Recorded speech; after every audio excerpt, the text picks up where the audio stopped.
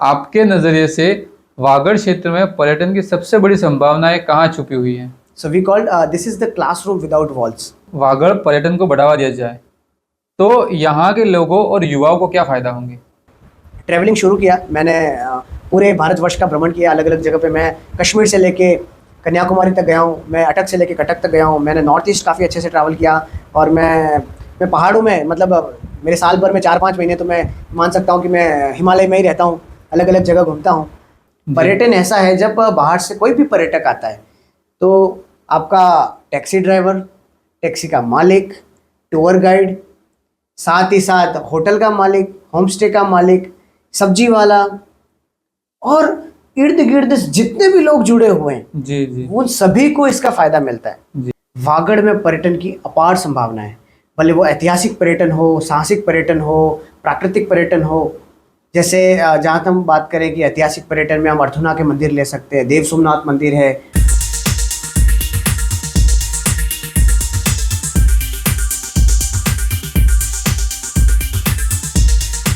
नमस्कार, आप सबનો સ્વાગત है द संदीप शो में। आज અમારા હાથે हैं તપેશ जी જે પાડવાના નિવાસી हैं ને એ એટલો अच्छું કામ કરી રહ્યા हैं।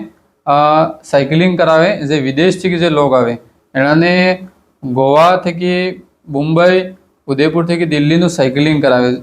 એનાને मन में એમ ચાલી રહ્યું है कि આ है तो काम વિદેશથી જે લોગ આવે એ આપણે વાગડ में ફરે ને વાગડને લોગને એક अच्छो रोजगार મળે, વાગડની સંસ્કૃતિને એ ઓળખે। તો આજે આપણે એ હું વિચાર કરી રહ્યા એ હું એવો પ્લાન આલે કે આપણે આઠા વાગડના लोग आवे तो આપણે એનાથી की पूरी जानकारी लेंगे। सर, आपका द संदीप शो में दिल की गहराइयों से हार्दिक स्वागत है। नमस्कार संदीप जी, बहुत बहुत धन्यवाद, आज आपने हमें स्थान दिया। सर, आपके नज़रिए से वागड़ क्षेत्र में पर्यटन की सबसे बड़ी संभावनाएं कहाँ छुपी हुई हैं? देखो संदीप जी, पर्यटन क्या है सबसे पहले हमको ये समझना होगा। पर्यटन न तो कोई मोजशों की चीज़ है या घूमने फिरना और बस आप बस टहल लें, वहाँ तक सीमित नहीं है। मेरा ऐसा मानना है कि पर्यटन जो है वो एक ऐसी कक्षा है जी जिसमें दीवारें नहीं है। So we called this is the classroom without walls. तो आप जैसे घर छोड़ते हैं तो वहाँ से ही आपकी शिक्षा शुरू हो जाती है। तो पर्यटन एक प्रकार की शिक्षा है। और जहाँ तक बात करें वागड़ की, वागड़ में पर्यटन की अपार संभावना है, भले वो ऐतिहासिक पर्यटन हो, साहसिक पर्यटन हो, प्राकृतिक पर्यटन हो।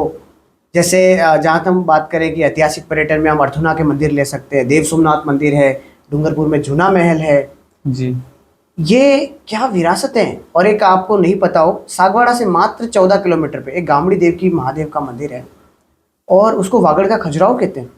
वहाँ पे इरोटिक कार्विंग्स बनी हुई है और बताते हैं कि उसी ही समय का है जब खजुराहो में मंदिर बन रहे थे, तो वो भी 10वीं और 11वीं शताब्दी के। मतलब आपको विश्वास नहीं होगा कि वागड़ में इतना प्यारा सांस्कृतिक और ऐतिहासिक धरोहर है। ये तो हो गई एक विषय। दूसरा विषय है आपका प्राकृतिक टूरिज्म। जी बिल्कुल। जैसा आप देखते हैं मानसून के समय में क्या वागड़ हो जाता है, अपनी माही का किनारा, आप अरावलीज के सारे पहाड़ देखिए। जैसे आजकल तो चाचा कोटा, जगमेरू हिल्स, सवाई माता, बादल महल, ये क्या सुंदर क्षेत्र हैं हमारे यहाँ पे। बस हमें इसको एक सही जगह पे, सही दिशा में और सब कुछ साथ मिल कर के पर्यटन में काम करने की आवश्यकता है। मुझे नहीं लगता है कि वो दिन दूर है जब वागड़ में पर्यटन बहुत ही अच्छा फलेगा और फूलेगा। जी बिल्कुल। सर, अगर हम वागड़ पर्यटन को बढ़ावा दिया जाए तो यहाँ के लोगों और युवाओं को क्या फ़ायदा होंगे? सर, वागड़ में पर्यटन बढ़ता है और आप जब युवाओं की बात करते हो, जैसा कि मैं युवा हूँ, मेरा जो कार्य क्षेत्र है वो मुख्यतः नई दिल्ली है। मैं दिल्ली में रह करके सारे कार्यक्रम अपने टूर ऑर्गेनाइज करता हूँ। पर कहीं ना कहीं मेरे दिमाग में एक विचार आता है कि क्यों नहीं मैं वागड़ से हूँ और मैं वागड़ के क्षेत्र के बारे में क्यों काम नहीं कर पा रहा हूँ। जी। और उसी ही पीड़ा को लेकर के तो जो युवा हैं उसका न ही केवल आर्थिक और सामाजिक, मनोवैज्ञानिक और वागड़ की जो विरासत और संस्कृति है उसको विश्व पटल पे पहचान दिलाने का काम हो सकता है।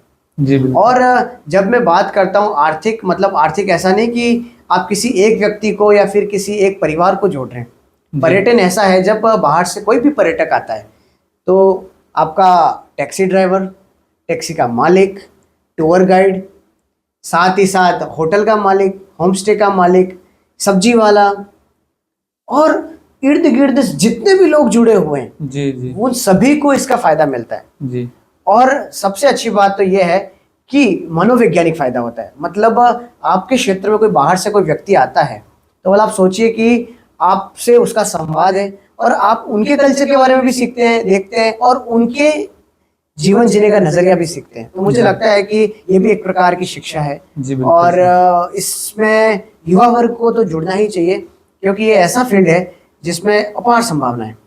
और मैं तो बात करूंगा इसमें नारी सशक्तिकरण का भी काम है। जी जैसा कि आप किसी प्रकार का कोई होम स्टे या फिर इको रिसोर्ट चला रहे हैं तो आपको महिलाओं की भागीदारी बढ़ानी होगी, क्योंकि ऐसा नहीं है कि पर्यटक खाली पुरुष आते हैं, महिलाएं भी आती हैं। और महिलाएं अपनी जो वागड़ की महिलाएं हैं जी स्पेशली जी वो कुकिंग के मामले में तो बहुत ही महारत है। जी। अपने यहाँ की हस्तकला ले लीजिए, आपकी यहाँ का जो आर्टिस्ट हैं, जैसे आप घेर नृत्य को देख लें या फिर आप गौरी नृत्य को देख लें, जो अपनी जी। जनजाति महिलाएं, जनजाति भाई बहन हैं, उनके लिए भी अपार संभावना है। क्योंकि ये जो अपने यहाँ का ट्राइबल कल्चर है, जी जो डूंगरपुर और बांसवाड़ा का, मुझे नहीं लगता ये सांस्कृतिक रूप से बहुत ही संपन्न है। बस हम सबको मिल करके, एकजुट होकर के बस इस दिशा में बढ़ने की जरूरत है। जी बिल्कुल सर। वागड़ की संस्कृति और प्राकृतिक सुंदरता को टूरिज्म से जोड़ने के लिए हमें किस तरह की रणनीति बनानी चाहिए? देखो, आप जब बात करते हैं रणनीति की, तो मैं मानता हूं कि अपने समाज में बेसिकली 3 प्रकार के स्टेक होल्डर्स हैं। जी सबसे पहला होता है शासन प्रशासन, दूसरा होता है उद्यमी और तीसरे होते हैं युवा। अब जहां तक बात होती है शासन प्रशासन की, क्या काम है कि वो अपने यहाँ की जो टूरिज्म पॉलिसी है जी जी वो वागड़ क्षेत्र की उस अनुरूप बनाए। जैसे कि आपका जो वागड़ का एरिया है उसका ट्रेड शोज में प्रमोशन करें। जैसे दिल्ली में, मुंबई में, लंदन में, जर्मनी में बहुत सारे ट्रेड शोज चलते हैं। क्यों नहीं वागड़ के संस्कृति और सभ्यता के बारे में स्टॉल लगा करके वहां पे बताया जाए, जी बिल्कुल और भी प्रमोशनल वीडियोस बनाए जाएं। जैसे कोई पर्यटक आ रहा है, हमारे यहाँ मुख्य समस्या क्या है, जैसा कि मैं समझ पा रहा हूँ कि यहाँ पर एक्सेसिबिलिटी कम है, मतलब कनेक्टिविटी की प्रॉब्लम बहुत जी ज्यादा है। बिल्कुल सर। क्योंकि जब कोई पर्यटक आएगा वो किस प्रकार से आएगा, या तो सड़क से आएगा, रेल से आएगा या हवाई मार्ग से हवाई आएगा। मार्ग से। और हम रेल तो अभी अभी जुड़े हैं, जी हवाई मार्ग बहुत दूर है और सड़कें हर जगह इतनी अच्छी नहीं है। नहीं तो सबसे पहले तो हमको आधारभूत ढांचे पे काम करना पड़ेगा। जी दूसरा काम हमको करना पड़ेगा प्रशासन को कि जो भी पर्यटक आ रहा है उसकी सुरक्षा की गारंटी लेनी पड़ेगी। जी आपको बिल्कुल। सुनिश्चित करना पड़ेगा कि आप वागड़ में घूमिए, ये 100% सेफ है, सुंदर है और आपको किसी प्रकार की कोई चिंता की जरूरत नहीं है, बिल्कुल सही। तीसरी चीज, आप जैसे पर्यटन को लाना चाह रहे हैं तो आपको विद्यालय में, आपको यूनिवर्सिटीज में बच्चों को पर्यटन के बारे में अवेयरनेस लानी होगी। जैसे आप छोटे से गांव में रहते हैं, मैं भी छोटे से गांव में रहता जी बिल्कुल। हूं, तो अब अपने गांव में ही माहौल बनाना है कि हमको हमारा गांव का स्वच्छता बनाए रखना है। जैसे कोई पर्यटक आता है तो हमको बहुत अच्छे से, जैसे हमारे यहाँ तो अतिथि देवो भव का भाव है, हम हमारे घर पे जैसे कोई मेहमान आता है तो हम उसको किस प्रकार से रखते हैं, जी उसी बिल्कुल। प्रकार से हमको पर्यटक को रखना है। आपको उसी ही शुद्ध भाव से उसकी सेवा करनी है। और जब वो पर्यटक आएगा, वो घूमेगा, देखेगा और अच्छी चीजें आपसे सीख के जाएगा तो आपके वागड़ की गुणगान करेगा। जी वो बिल्कुल। उससे आप अछूते ही नहीं रह सकते, जी, मेरा जी। ये मानना है। और रही बात उद्यमियों की, अब सारे काम तो प्रशासन नहीं कर सकता है। हमारे जो युवा उद्यमी हैं या फिर जो लोग सक्षम हैं, जो समाज को दिशा देने वाले लोग हैं, उन लोगों को आगे आना होगा। जी बिल्कुल वो सही। किस प्रकार से आगे आएंगे, जैसे मैं आपको एक छोटा सा उदाहरण देना चाहूंगा कि मैं अभी एक मिशन पे काम कर रहा हूँ। जैसे वागड़ में पर्यटन आज तक क्यों नहीं बढ़ा, दिमाग में सवाल आता है। पर्यटन तो कोई आजकल से तो शुरू हुआ नहीं, या मेरे आने से पहले भी तो पर्यटन चल रहा था और मेरे आने के बाद भी चलेगा, पर वागड़ अभी तक कैसे छूट गया? जी उसका मुख्य कारण है यहाँ पर इंफ्रास्ट्रक्चर की कमी है। जैसे कोई पर्यटक आएगा तो रहेगा कहाँ पर?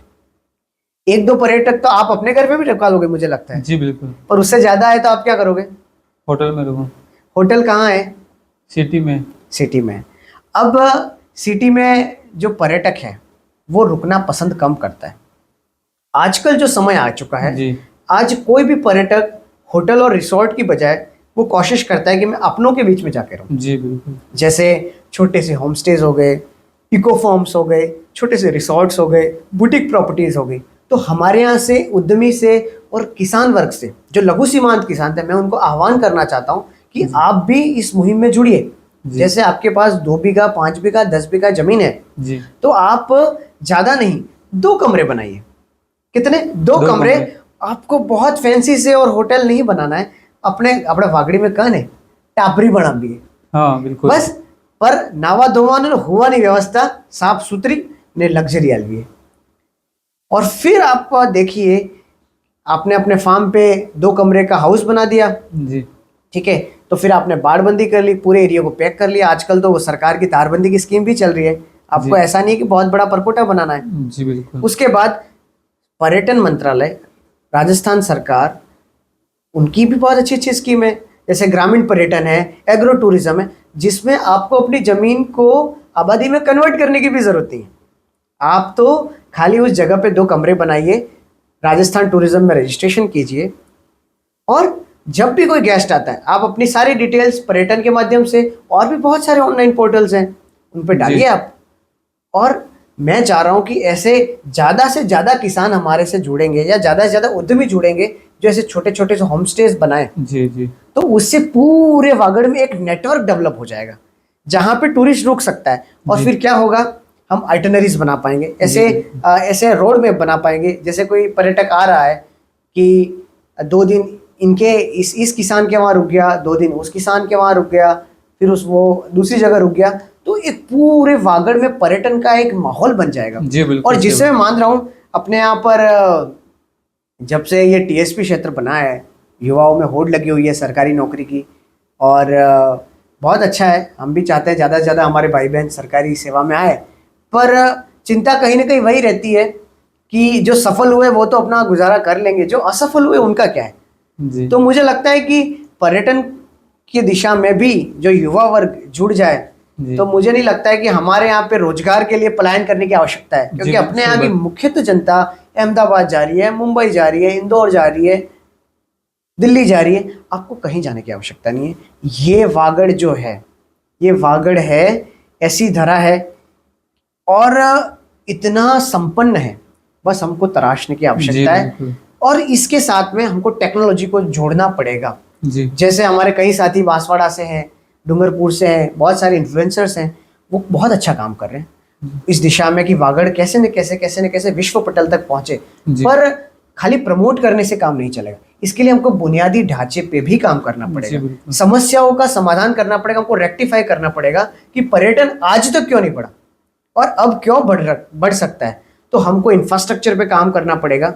और हम सरकार से भी निवेदन यही करेंगे कि ट्रेड शोज में वागड़ के ऊपर काम कीजिए, आप हमारे यहाँ की संस्कृति सभ्यता को विश्व पटल तक पहुंचाइए। जी बिल्कुल। और जैसा आप मारवाड़ और जैसे बड़े शहरों में, जैसे उदयपुर टूरिज्म हो गया, जोधपुर टूरिज्म हो गया, जैसलमेर टूरिज्म हो गया, जयपुर टूरिज्म हो गया, उसी तर्ज पर आप वागड़ टूरिज्म को भी बढ़ावा दीजिए। जी और मैं सच कह रहा हूँ, हमारा जो क्षेत्र है, ये मावजी महाराज की धरती है, ये गोविंद गुरु की धरती है, ये ऐतिहासिक धरती है। यहाँ पे जो आपका जनजाति क्षेत्र है और यहाँ का जो संस्कृति है सर, जी भले वो हस्तकला ले लीजिए, भले यहाँ का लोकगीत ले लीजिए, या फिर यहाँ के नृत्य देख लीजिए, यहाँ के वाद्य यंत्र देख लीजिए, यहाँ की भाषा देख लीजिए, मतलब आप पूरा राजस्थान घूमिए और जब वागड़ में आकर के आपको जो प्रकृति दिखती है, तो मुझे नहीं लगता है कि कोई विश्वास कर पाता है कि राजस्थान है।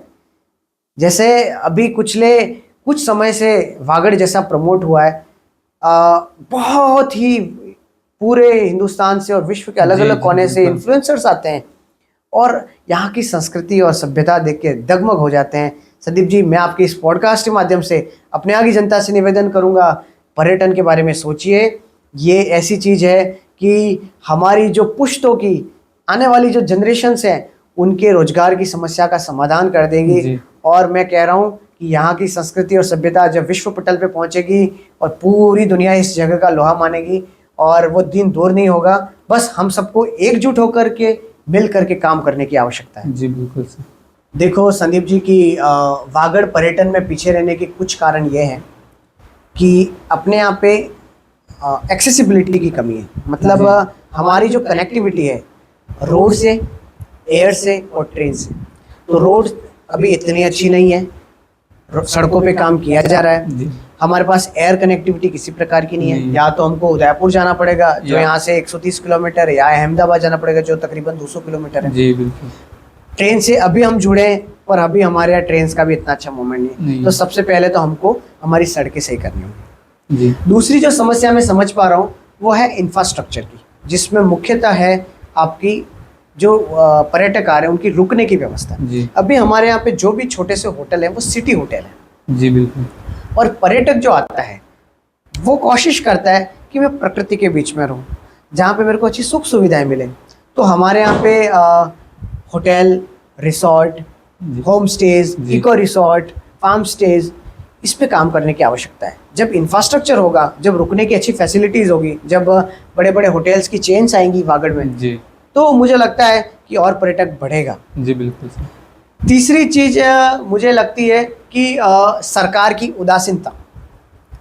जब हमारे पास इतना कुछ है, जैसे राजस्थान का जो पर्यटन है वो पूरे देश में नंबर 1 का है, जी बिल्कुल सर। क्योंकि हमारी जो सिचुएशन है जयपुर वो गोल्डन ट्रायंगल पे आता है। जैसे भारत में कोई भी पर्यटक आया तो वो दिल्ली, आगरा और जयपुर की यात्रा जरूर करता जी है, बिल्कुल। जिसको हम पर्यटन की भाषा में कहते हैं गोल्डन ट्रायंगल। जी। तो हमारे यहाँ तो हर दूसरा टूरिस्ट आ रहा है। भाई विश्व से जितने भी लोग इंडिया आ रहे हैं उसमें दूसरा टूरिस्ट तो हमारे यहाँ आ रहा है, जी। तो हमारे क्षेत्र वागड़ तक क्यों नहीं आ रहा है?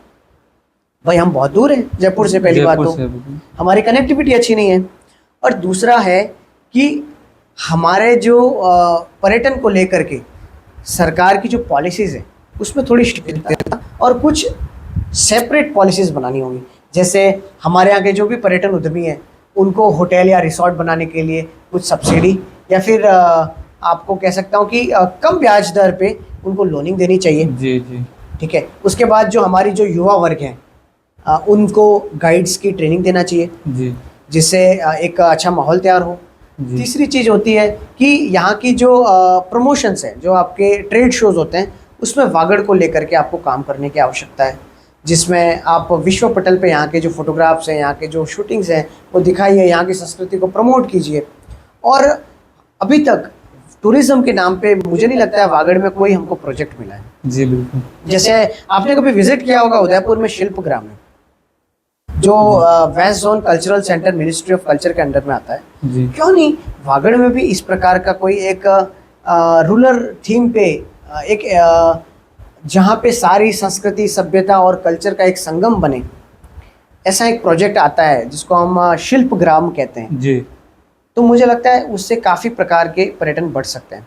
और दूसरा क्या है कि हमें इंटरनेशनल लेवल के या फिर राष्ट्रीय स्तर के कुछ इवेंट्स कराने की आवश्यकता है। जैसा जी, कि आप जी। मान सकते हैं कि आप बर्ड वॉचिंग फेयर करवाइए, उसके बाद आप देश भर से फोटोग्राफी टूर कराइए, क्योंकि फोटोग्राफी के लिए बहुत अच्छी जगह है। जी। तो आप टूरिज़्म डिपार्टमेंट को इस प्रकार के कुछ आयोजन करने होंगे, जिससे देश भर से जैसे साइकिलिंग के कुछ रैलीज़ करवाइए आप। जैसे हमारे यहाँ उदयपुर में और प्रतापगढ़ में होता है पैडल टू जंगल। जी। जंगल में रेस होती है साइकिलिंग की, और उस दौरान पूरे देश भर से और विदेश से पार्टिसिपेंट जो रेसिंग करने लोग आते हैं वो जुड़ते हैं, और उससे वहाँ की संस्कृति और सभ्यता, कल्चर के बारे में देखते हैं। और जब वो अपने घर वापस जाते हैं तो उस जगह की संस्कृति और सभ्यता के बारे में बताते हैं। तो मुझे लगता है कि सरकार को भी अपनी भागीदारी बनानी पड़ेगी। अब मैं आता हूँ, ये तो सरकार की बात है, पर हम एज अ वागड़वासी सब इस मातृभूमि के हैं। जी बिल्कुल। हमको भी तो अपना कुछ बलिदान और जी, हमारा जी। कुछ कंट्रीब्यूशन करना पड़ेगा कि सरकार के साथ आम जन की भागीदारी बहुत ज़रूरी है। आम जन की भागीदारी क्या है? सबसे पहले हमको हमारे वागड़ क्षेत्र को स्वच्छ और सुंदर बनाना पड़ेगा। जी। जैसा कि हमारा डूंगरपुर जो है वागड़ में, डूंगरपुर तो मुझे लगता है राष्ट्रीय स्वच्छता में उसको किसी बहुत सारे प्रकार के अवार्ड्स भी मिले हैं। अवार्ड्स मिले हुए हैं। तो क्यों नहीं ये तो पूरा देश भर में हमारा एग्जाम्पल सेट है कि डूंगरपुर जितना तो कोई स्वच्छ नहीं है। तो ये डूंगरपुर तक सीमित ना रह करके पूरे वागड़ में बांसवाड़ा के साथ हमको गांव से लेकर के शहरों तक स्वच्छता बनानी पड़ेगी कि हमारे यहाँ के गांव लोग देखने हैं। अभी मैं कुछ दिनों पहले हमारे कोई मित्र थे, वेमई में बात कर रहा था। जी जी। वेमई में आईआईटी से जयपुर से पूरे के पूरे 100 से 150 गांवों के दल आए और वो हमारे यहाँ के गांव देखने आए। आप सोच सकते हो जी कि दूर दूर से गांव देखना आए, वैसे हमको हमारा गांव बनाना है। जी बिल्कुल। जैसे हमारे गांव में छोटा सा होम स्टे मैंने बना रखा है। अभी पिछले दिनों मेरे यहाँ फ्रांस से टूरिस्ट आए और उन्होंने गरबा खेला। मतलब वो हमारे यहाँ की संस्कृति देख के क्या गदगद हो गए। मतलब वो आए थे एक दिन के लिए और वो यहाँ 3 दिन रुके।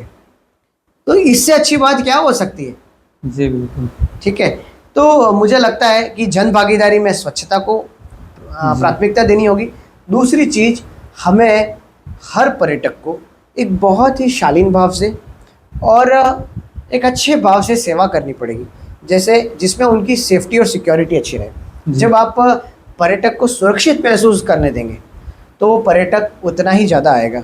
जब उसको लगेगा कि अशांति का माहौल है कहीं पे, तो पर्यटक कभी नहीं आएगा। ठीक है।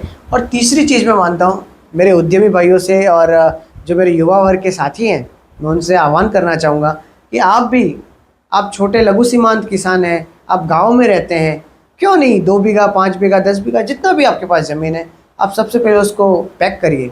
आप उसकी परकोटा बना करके 2 कमरे बनाइए। सर ज़्यादा निवेदन नहीं, मेरा खाली 2 कमरे का निवेदन है, जिसमें कंफर्टेबल बेडरूम हो, वॉशरूम हो और आप 4 से 5 लोगों को ठहरा सके। इतनी व्यवस्था बन जाती है तो हमारे यहाँ पर, मैं तो कह रहा हूँ कि गुजरात बहुत बड़ा टूरिज़्म हब है।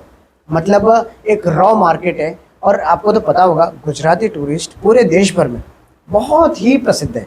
जी बिल्कुल। और वो बहुत अच्छा ट्रैवलर है, बहुत ही संजीदा है, समझदार है, वो रेस्पेक्टफुल है। मतलब वो हर कल्चर को रेस्पेक्ट करने वाला है। जी जी जी। और उसका पेइंग कैपेसिटी अच्छा है।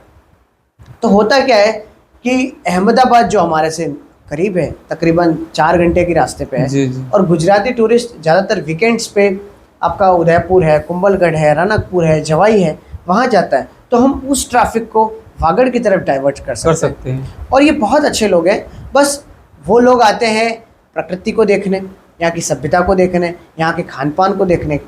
तो इंटरनेशनल पर्यटन तो है ही, साथ ही साथ हमें घरेलू पर्यटन पे भी काम करने की आवश्यकता है। और उसमें आम जन की भागीदारी ज़रूरी है, जिसमें हम युवा वर्ग को प्रोत्साहित कर पाएँ और उनको इस दिशा में। आपने ये तो बताई कि हम वागड़ में के पर्यटन को कैसे बढ़ा सकते हैं, जो भी चुनौतियां हैं उनका समाधान क्या है। अब हम आपके सफ़र के बारे में जानना चाहेंगे कि आपको साइकिलिंग और ट्रैवल का यह अनोखा रास्ता अपनाने की प्रेरणा कहाँ से मिली सर? देखो संदीप जी, की किसी भी व्यक्ति की शुरुआत होती है अपने परिवार से जी। और मेरी भी शुरुआत कुछ उसी प्रकार से हुई। जैसा कि मैं अपने ही पास में पाड़वा करके गांव है, वहाँ का निवासी हूँ। वैसे प्राथमिक शिक्षा मैंने थोड़ी गांव में ली, फिर सागवाड़ा में विद्या निकेतन से पढ़ा।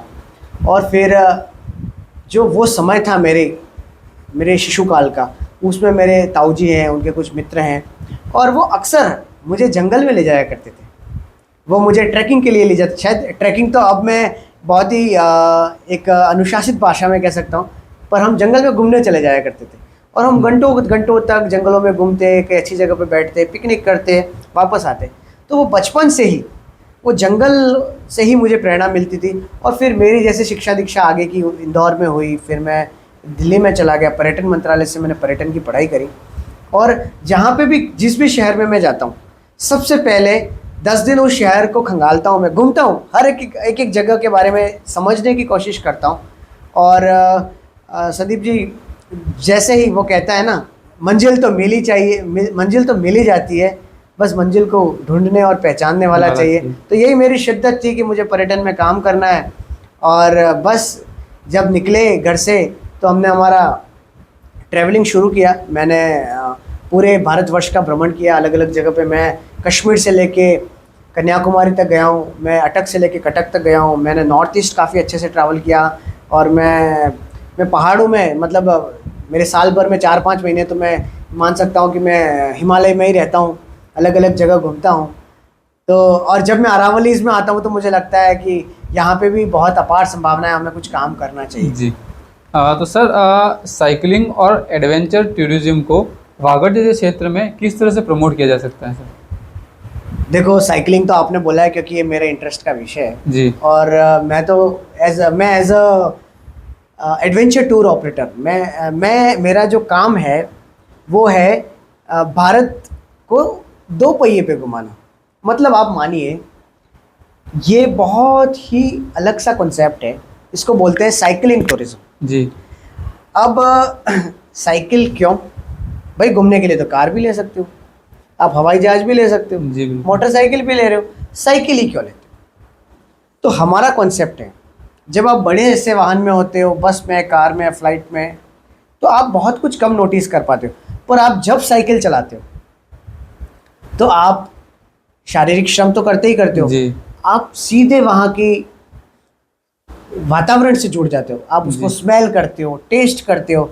आप साइकिल चलाते हुए गली नुक्कड़ों से निकलते हो, बाज़ारों से निकलते हो, तो आप लोकल लोगों से बातचीत करते हो। आप जैसे साइकिल करते हुए खेत के किनारे खेत में काम करने वाले इंसान से मिलते हो, भले वो कुम्हार का मकान हो या फिर आप मानिए कि खेतों में करती हुई हमारी संस्कृति हो, बहुत सारे बर्ड्स हो। तो साइकिलिंग मुझे लगता है कि बहुत ही अच्छा मोड है घूमने के लिए, क्योंकि उससे आप बहुत कुछ देख पाते हो। तो हम लोग पूरे भारतवर्ष में साइकिल से यात्रा कराने का काम करते हैं और हमें काफ़ी अच्छा रिस्पांस मिल रहा है। तो वागड़ में अभी हम कुछ आइटनरीज बनाई है हमने, ऑफ बीट सदर्न राजस्थान के नाम से, जिसमें हम राजस्थान के अपने वागड़ के कुछ छोटी छोटी सी जगह हैं, उसको हमने एक आइटनरी बना करके दिल्ली के टूर ऑपरेटर्स के साथ, और विदेशों में भी कई लोग हमारे साथ मिले हुए हैं इस पूरे मिशन में, तो उनके साथ हम शेयर करते हैं। और हमने काफ़ी लोगों को इस आइटनरी के माध्यम से वागड़ का भ्रमण कराया है, और भविष्य में भी हम आशा करते हैं कि बहुत सारे लोग आएंगे हमारे साथ। तो अब तक आपने साइकिलिंग के लिए वागड़ में किसी को भी अब तक वागड़ में साइकिलिंग हुआ? जी, संदीप जी, बहुत अच्छा सवाल किया आपने। जी। वागड़ में मेरे पास तकरीबन मानो कि मोर देन 50 पीपल्स को मैंने ट्रैवल कराया है। जैसे सबसे पहला प्रवास था कि जैसे मेरी शादी थी, और जैसा कि मैं आप यहीं से हूँ, तो मेरी शादी में पूरे लगभग 10 लोग इंग्लैंड से आए थे, और तकरीबन 7 दिन अपने वागड़ में रहे। जी। और उन्होंने संस्कृति सभ्यता को देखा अच्छे से करीब से। और मैं आपको बताना चाहूँगा, जब वो छोड़ के जा रहे थे गाँव अपने घर की तरफ, और सच में उनकी आंखों में आंसू थे। उनको लग रहा था कि काश कुछ दिन हम और रुक जाते तो इस संस्कृति को और अच्छे से समझ पाते। जी। जी। उसके बाद हमारे यहाँ से जर्मनी से लोग आए, स्विट्ज़रलैंड से आए, फ्रांस से आए, और हमने जो यहाँ के ट्रैकिंग्स भी कराई, बहुत सारे साइकिलिंग भी कराई। और अभी रिसेंटली तो मैंने आपको बताया, हमने गरबा देखने, कोई सोचिए कि फ्रांस से कोई टूरिस्ट वागड़ का गरबा देखने आ जाए, तो ये तो चमत्कार ही हो गया ना। शायद ये पर्यटन नहीं होता तो संभव था ये? जी नहीं, बिल्कुल। तो हम चाह रहे हैं, हम निवेदन कर रहे हैं, आप सब लोग भी पर्यटन से जुड़िए, पर्यटन का साथ दीजिए। आपके टूर प्रोग्राम लोगों को सिर्फ यात्रा ही नहीं बल्कि संस्कृति और अनुभव भी देते हैं, इसे आप कैसे डिज़ाइन करते हैं सर? संदीप जी, जब आपने मेरा ये पॉडकास्ट शुरू किया, मैंने पूर्व में भी बताया कि tourism is a classroom without wall. जी। तो ये खाली घूमने फिरने और मज़े मजाक और ऐश की चीज़ नहीं है। जी। जी। इसको आप शिक्षा की दृष्टि से देखिए।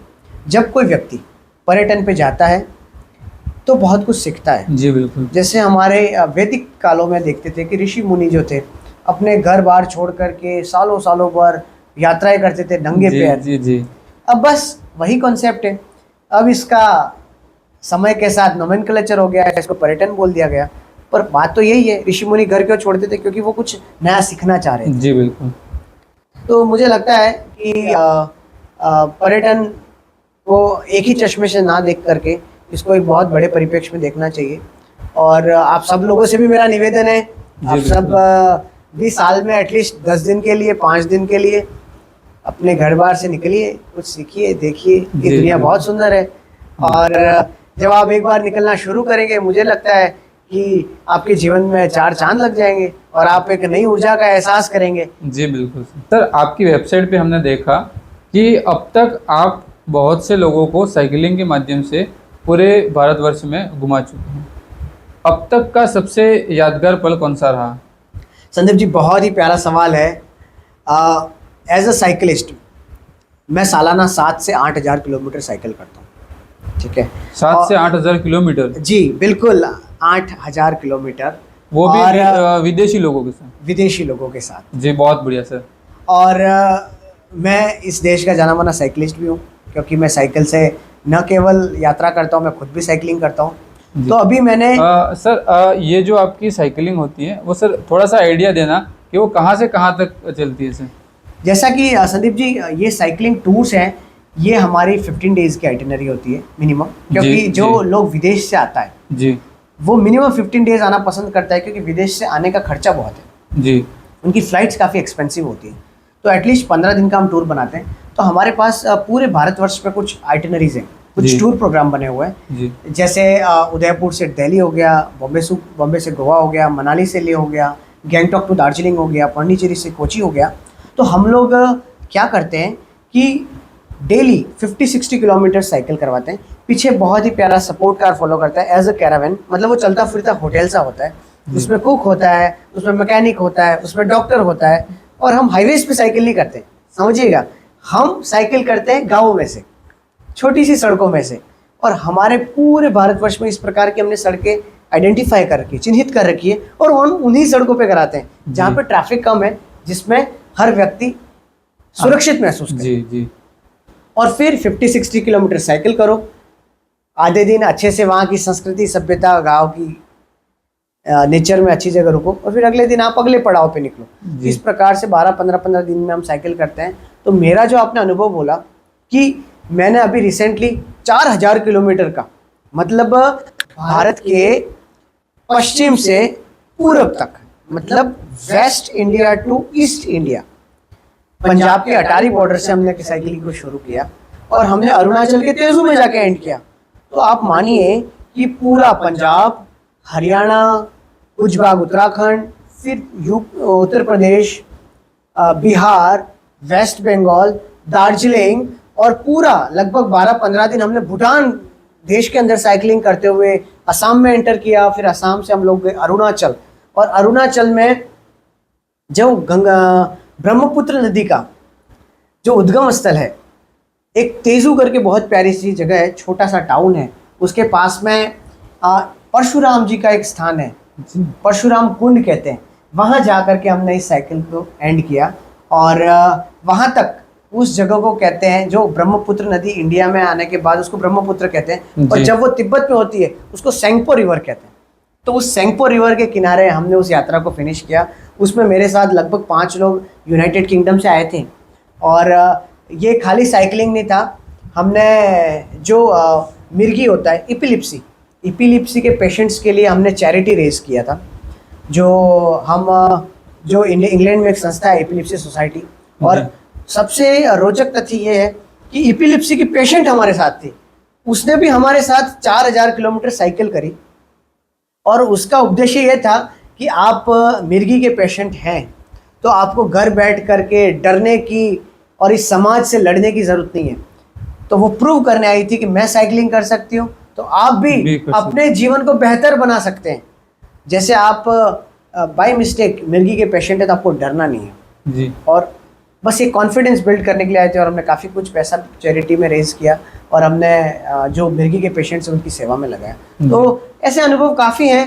फिर मैंने भूटान में भी काफ़ी बार साइकिल किया है, मैंने थाईलैंड में किया है, वियतनाम में किया है, श्रीलंका में साइकिल किया है, और बहुत जल्दी मेरा प्लान चल रहा है कि मैं इंग्लैंड जा करके यूके के भी लगभग 3000 किलोमीटर का साइकिल की यात्रा करूँ। शायद वो भी बहुत जल्दी होने वाला है, और मैं आशा करता हूँ वो हो जाए। उसके बाद हम पॉडकास्ट में फिर से मिलेंगे और यूके के बारे में भी बात करेंगे हमारे पॉडकास्ट में। जी बिल्कुल सर। सर तो आप ये देश विदेश घूमते हैं, तो सर इसमें आपको सर लैंग्वेजेस की कोई प्रॉब्लम आती है? बिल्कुल संदीप जी, जो भाषा है वो बहुत ही महत्वपूर्ण होता है जी। क्योंकि जैसे मैं इस क्षेत्र में काम कर रहा हूँ, तो मेरा जो पूरा फोकस है वो है इनबाउंड टूरिज्म पे, मतलब जो विदेश से भारत में आ रहा है उस पर्यटन पे काम करता हूँ।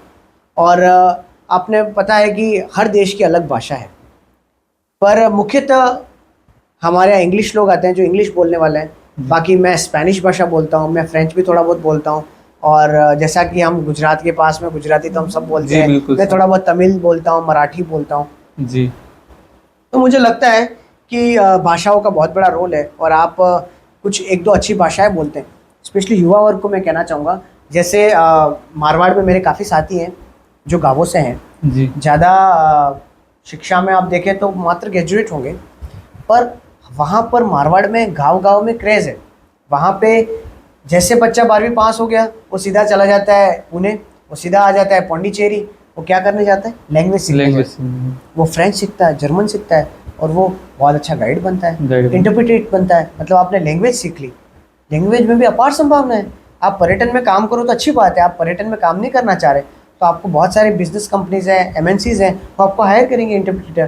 तो युवा वर्गों को मैं बोलना चाहूँगा कि आप भी भाषाएं सीखिए, और भाषाएं आप सीखते हैं तो आप पर्यटन में तो काम कर ही सकते जी हैं। बिल्कुल सर। सर अब आप आने वाले समय में आप वागड़ और राजस्थान टूरिज्म के को लेकर क्या काम करना चाहते हैं? संदीप जी, वापस वही बात होगी, मैंने जैसा बोला कि जी। मिशन हमारा है वागड़ में पर्यटन को बढ़ावा देना। जी और वागड़ में पर्यटन को बढ़ावा देने के लिए हम सबको मिल के लगना पड़ेगा, भले वो शासन प्रशासन हो, भले वो युवा उद्यमी हो, या फिर हमारे समाज का प्रत्येक वर्ग हो। जैसे मैं तो हमेशा, जैसा कि मैं निम्न मध्यम वर्ग से आता हूँ, जी। मेरे पिताजी शिक्षा विभाग से रिटायर्ड हैं, और जैसा कि विरासत में वो भी शिक्षा ही दे पाए, और उस शिक्षा की वजह से मैं आपके सामने बैठ पाया हूँ। जी सर।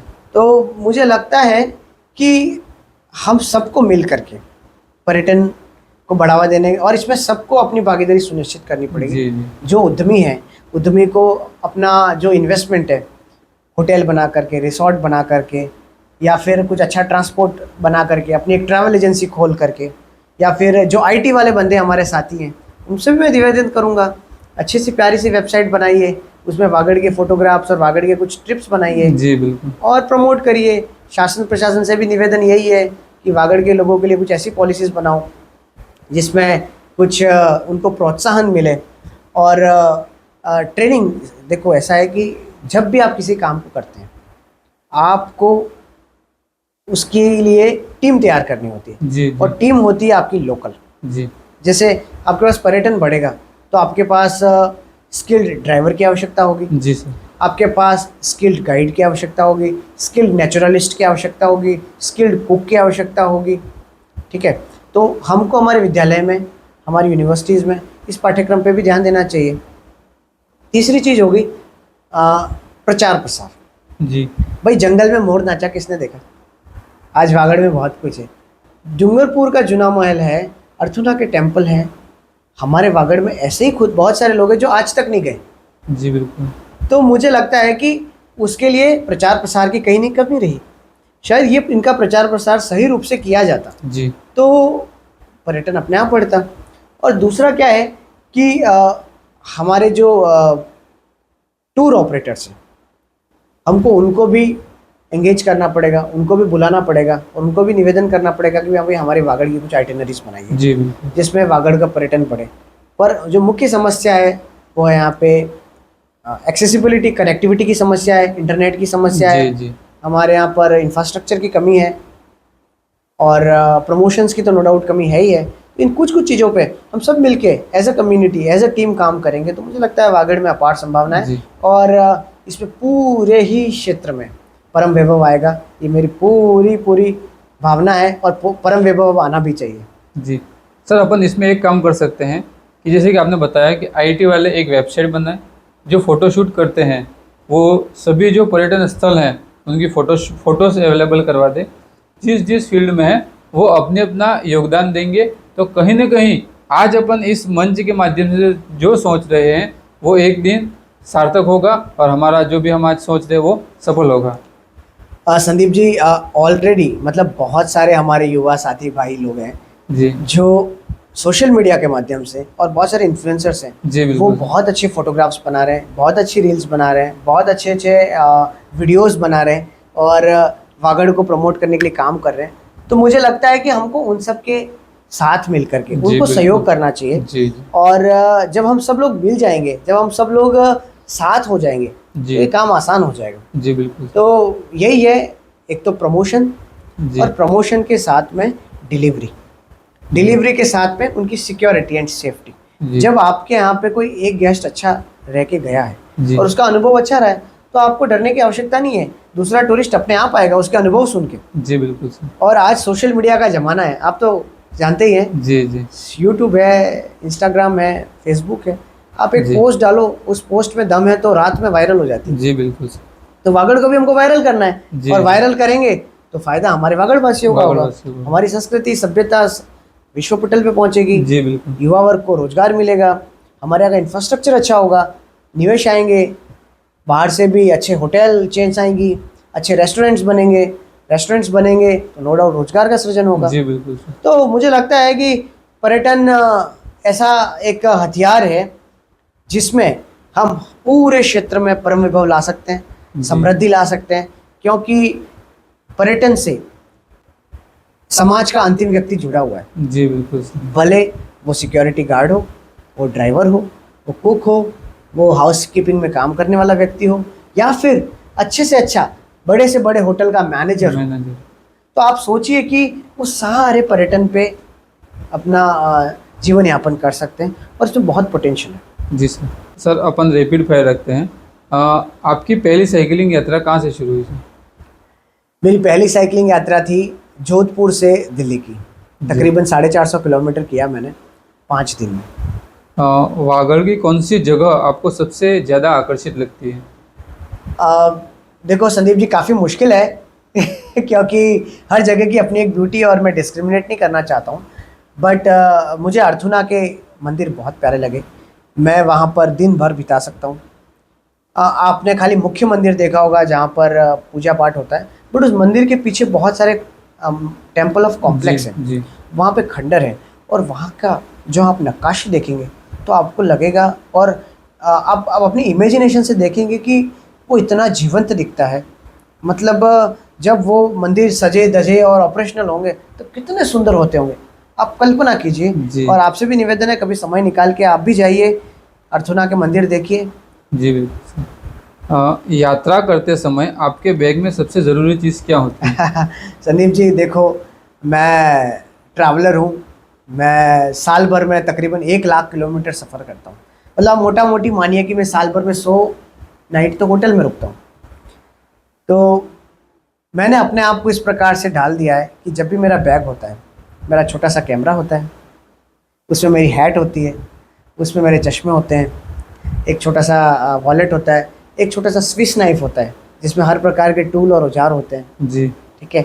और साथ ही साथ एक छोटी सी नोटबुक होती है मेरे पास, मेरा टैब होता है जिसमें मैं नोट्स बनाता हूँ, और मैं छोटी सी व्लॉगिंग करता हूँ जिससे मैं जो भी देख पा रहा हूँ, तो मेरे जो साथी हैं, मेरे जो भाई लोग हैं, या मेरे जो मिलने वाले करीबी हैं, वो अपने घर बैठ कर के भी उस यात्रा का आनंद ले पाएँ। जी तो मैं कोशिश करता हूँ कि पर्यटन को एक दायरे में ना लेकर के मैं उसको विश्व पटल तक पहुँचाऊँ, जिससे ज़्यादा से ज़्यादा लोगों में उत्सुकता बढ़े, वो घूमें जी। और इस हरी भरी और सुंदर प्रकृति का लाभ लें।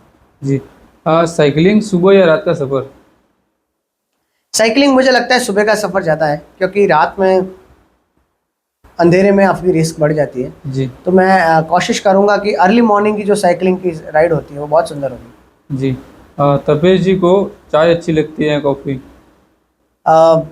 बहुत ही उम्दा सवाल है। ना तो मैं चाय पीता हूँ ना कॉफ़ी, मैं आजकल ब्लू टी पी रहा हूँ, जी और मैंने बहुत ही प्यारा इन्वेंशन किया है ब्लू टी का। जी आपने देखा होगा वो अपराजिता, जी जो आजकल बहुत अच्छा ब्लू कलर का फ्लावर होता है, आप उससे चाय बना सकते हैं। और 2 दिन पहले मैंने एक वायलेट टी बनाई। तो कभी आप लोगों को समय मिले तो मैंने एक छोटी सी दुनिया बनाने की कोशिश की है, जी बिल्कुल sir. Jera farm house and lake side stay के नाम से, जी जो जेरा तालाब और लेक के किनारे है। और वहाँ पर मैं एक मॉडल बनाने की कोशिश कर रहा हूँ, जिसमें हमने एक छोटी सी जगह पर एग्रीकल्चर के साथ पर्यटन को जोड़ा है। जी और आप विश्वास नहीं करेंगे, बहुत सारे पर्यटन, भले वो घरेलू हो या अंतर्राष्ट्रीय हो, 3 मिनट। घरेलू हो या अंतर्राष्ट्रीय हो, विदेशों से पर्यटक आते हैं, वहाँ जी। रुकते हैं और प्रकृति का आनंद लेते हैं। और आप सब भी इस मुहिम से कोई भी जुड़ना चाहे तो आप हमसे संपर्क कर सकता है, हमारे से गाइडेंस ले सकता है। हम हमेशा आप सब लोगों के लिए तैयार हैं। बट हमारा लक्ष्य और मिशन एक ही है कि वागड़ विश्व पटल पे पहुँचे, हमारे यहाँ की संस्कृति सभ्यता लोग जाने पहचाने, और जो हम विकास की मुख्य धारा से बिछड़ चुके हैं, जी। शायद मुझे लगता है पर्यटन आने से हम उस मुख्य धारा में जुड़ जाएंगे। जी जी। सर, आप एक छोटे से निवेदन पर यहाँ पर बता रहे, और आपने एक वागड़ वासियों को एक संदेश दिया कि किस तरह से अपन यहाँ पे वागड़ पर्यटन को हम बढ़ा सकते हैं। इसके लिए सर आपका बहुत बहुत धन्यवाद सर। धन्यवाद संदीप जी। शायद आपने प्लेटफॉर्म नहीं दिया होता तो ये मेरी आवाज़ काफ़ी लोगों तक नहीं पहुंच पाती, और मैं आशा करता हूं कि इस पूरे विषय को हमारे वागड़वासी संज्ञान में लेंगे और पर्यटन के बारे में सोचेंगे। और मैं युवा भाइयों से निवेदन करता हूं कि आप लोग भी जुड़िए पर्यटन से, इसमें अपार संभावना है और आप अपना बहुत ही अच्छा करियर बना सकते हैं।